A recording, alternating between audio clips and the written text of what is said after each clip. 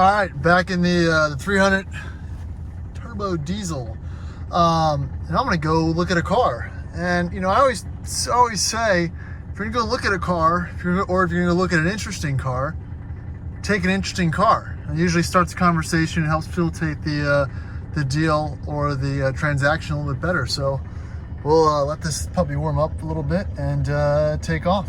So I'll check back in here in a little bit.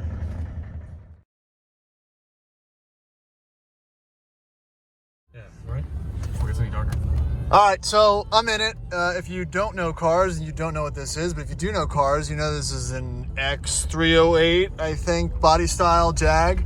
Long wheelbase, Von den Pla, 77,000 miles. And it's beautiful. And I can't resist this type of garbage. And it's a great color. And I think I'm gonna probably buy it. So we're gonna go back to the owner and work the deal. I'm gonna do a quick walk around though first. I mean, this thing's gorgeous. Perfect color. I mean, this is exactly how you want to find them and what you want in an executive saloon. I mean, Jesus, it's perfect.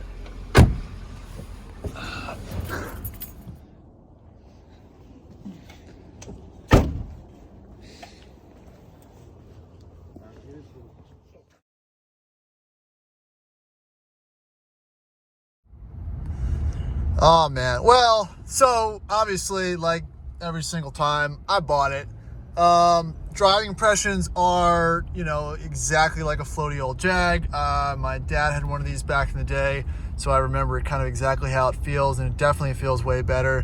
This one only has, if the washer fluid thing gets out of the way, you can't see it. I forget how to cycle the thing. Almost up, range, gallons, terrible fuel mileage. There's another button there. It's only 77,000 miles. He's put 7,000 miles on it. Bought it with a bad engine, or I think, no, the right side head was bad or something. So he rebuilt the whole engine. It's got new tires, it has new brakes, it has new shocks, pretty much everything. It's got an intermittent, weird crank issue that he was never able to diagnose, but doesn't really affect anything on the car. So yes, I've got a standard check engine light, but it's an old British saloon. So that is exactly par. It is a Von den Pla, so it's a long wheelbase. It's got the 4-liter V8. It's got the plush fuzzy carpets, and it's awesome. And I forgot how much I love these cars because they don't try to be anything than what they are. And it rips. And it's silky smooth. I mean, there's very few powertrains that are as smooth as a Jag 4-liter. And I'm sure I'll get a lot of back and forth by people. Doug's behind me in my Mercedes, and there's no way he's even close to me right now. So I'll let him catch up. And definitely give an update when I get this back to the house in the daylight. So yeah, bought a Jag.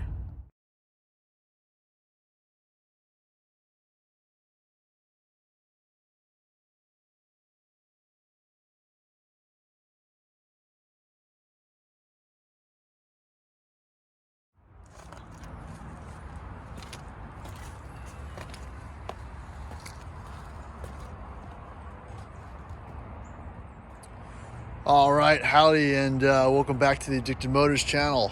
I bought a Jag. Or should I say Jag? I mean, if you know automotive content, then you know the famous Top Gear episode on Jags. It is a baddie car and something that is, you know, a design shape and a platform that I've always loved. I think this is the X308 platform with the 4-liter V8 and ZF's 5-speed automatic transmission. You know, this is a terrible idea, and I say that in full confidence, knowing what I'm getting into. But these cars, they are fairly reliable, but also incredibly quirky. They've got a lot of electronic related issues. I believe this was Ford era Jag, so it was okay. Again, beautiful styling, beautiful interior, terrible ideas, but it's seated next to a Range Rover. I mean, I think I've definitely gone down in my my reliability conquest and my good to bad car ratio. Mercedes and Land Cruisers to old British saloons and Range Rovers. I think I'm going a little bit off the rails here now, but this thing's sweet. It makes me happy, and I'm going to go into some details about it.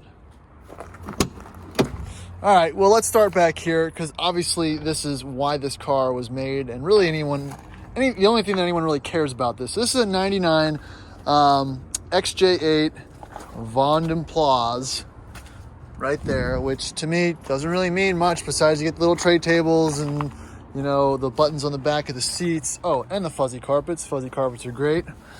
You don't get that in your S-Class. It also has the seat moving buttons. The car's not powered on right now, but they move the seat forward and back. And these little drop-down tables. Again, all this is super neat. It doesn't really mean anything. I'm never going to ride in the back of this car. I'm probably not going to put anyone in the back of this car. There's a lot of YouTubers that go on and on about how luxurious this was and how this was a $100,000 car. But guess what? This car was sub $5,000, way sub $5,000, and it only has 77,000 miles on it. The interior is in very good condition. It has a saggy headliner. All Jags of this era have saggy headliners. I don't really mind that all that much. But look, the leather's in great condition. The heated seats back here work. The HVAC works. Again, fuzzy carpets. I mean, what's there not to like about it, honestly? Yeah, it's pretty functional. You know, these doors are a little sticky. You know, they inherited almost the Rover type door issue, but other than that, you know, the back's a nice place to be. All right, let's jump into the front. Again, matching fuzzy carpet. Don't mind my homeless shoes. It is quarantine era. Yeah, again, great condition. Always loved the clock. These had a very nicely laid out classic dash. You know, I'm a big fan of cars with very limited or thin dashes. There's not a lot of space between the actual steering wheel and the windshield. It makes you kind of feel like you're a little more connected to the road. You see the hood and whatnot a little better. It's getting very flat, very plain. I like it a lot. I think the Jag interiors past this model definitely took a hit. Styling wise, again, this is a cramped, you know, my dad had one of these when I was a kid. I never really fit in it. He never really fit in it. The seats, they just don't go down enough. I'm 6'2", so for taller people, it's kind of a pain in the butt. There's a lot of adjustability. The steering wheel is electric and that works. So you have options. I just actually, unfortunately, broke this cup holder, which I'm pretty upset at myself about, but yep, that works. I cracked a little piece there, but whatever, I can find that piece and fix it. You've got Van & Plaats badging here. And again, it's neat. All right, so let's go into the quirks of this car. Now again, like any British car, does not come without its very peculiar quirks. So the person I bought this off of was retired Air Force mechanic, you know, technician, engineer, whatever you want to call him. So he rebuilt the engine, did all this maintenance and whatnot, but he was a car guy. So, you know, car guys sometimes cut corners, and when the engine was all said and done, it has a weird starting issue, which could be fuel related, but I am guessing it's more key related for the security system and the chip in there. So when you go to start it, okay, well, it just started that time. Most of the time it doesn't start first turn of the key. Oh, there it is. So you have to hit restricted performance. All Jags do this. Won't really let you rev. So how you get rid of restricted performance? Rev it up. And the error's gone. Unbelievable. I wasn't even mad when he told me that is the fix for this thing. So I'm gonna run some seafoam through it, like I always do, and put some miles on and see if that fixes anything. Again, the car only has 77, let me see if I can cycle this again. 78,000 miles, so it's not really all that bad. Everything seems to work. I have an annoying type of buzzing noise from the fuel pump back there behind the seat because he replaced it. So I'm gonna get some Dynamat and try to sort that out. But let's pop the hood and walk around this beast. All right, so here is feet of Jag, many feet of British unreliability saloon, whatever. It's huge. I'm a short wheelbase fan myself, but I love this color. I love the Von and Plow wheels. Actually, they're pretty neat. Here's the engine bay, super clean. Super clean. Again, I don't know if it's 100%, but it sounds very healthy. He replaced the water pump. He replaced the head gasket, the belt. Just a lot of maintenance items. I think it might have a slight manifold valve cover oil leak. It drips a little bit every once in a while when it gets warm. But other than that, that's old car stuff. And for the price I got it for, I can't really complain all that much. I love the inverse hood on it. Again, it's motorsport. It's just very classic for these. Yeah, it looks great. Gotta check the date stamp on these tires. All right, 13, not too bad. Didn't make out too terribly. Aluminum body car, so there shouldn't be any rust. I didn't even look under it last night. I probably should have done that, but whatever. Yeah, it looks clean. I looked out. Don't see any major drips or leaks or anything like that. So that's a big plus. Missing the V8 badging on either side of the door. I'll have to find that somewhere. Back's in great condition. Again, little nicks here and there. The paint's not faded on the trunk lid. Maybe a little bit on the roof. I'll just wax it. But man, it's really not all that terrible. I mean, you can nickel and dime it all you want, but it looks great. It runs great. Has the weird starting issue in the check engine light, but that is because of that. He said he's put 7,000 miles on it with it. It hasn't affected anything, so I can't complain. Oh yeah, new shocks.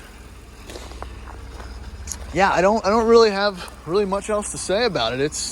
It runs great, it drives great, it moves, and I don't have a whole lot of complaints yet. This tire has some cracking on it. I'll probably want to replace that at some point. But again, no rust, decent paint.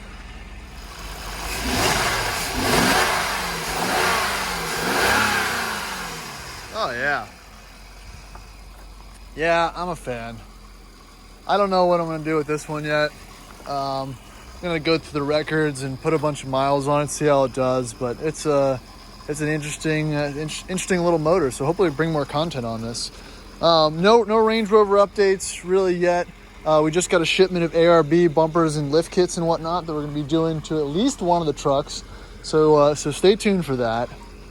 I'm probably going to do a fleet video to show kind of what all we've accumulated recently, because it's a lot. I think I've got almost as many cars, if not more, than Tyler Hoover. So I'm trying to see what those numbers stack up. I think I'm at 20 or 21 right now.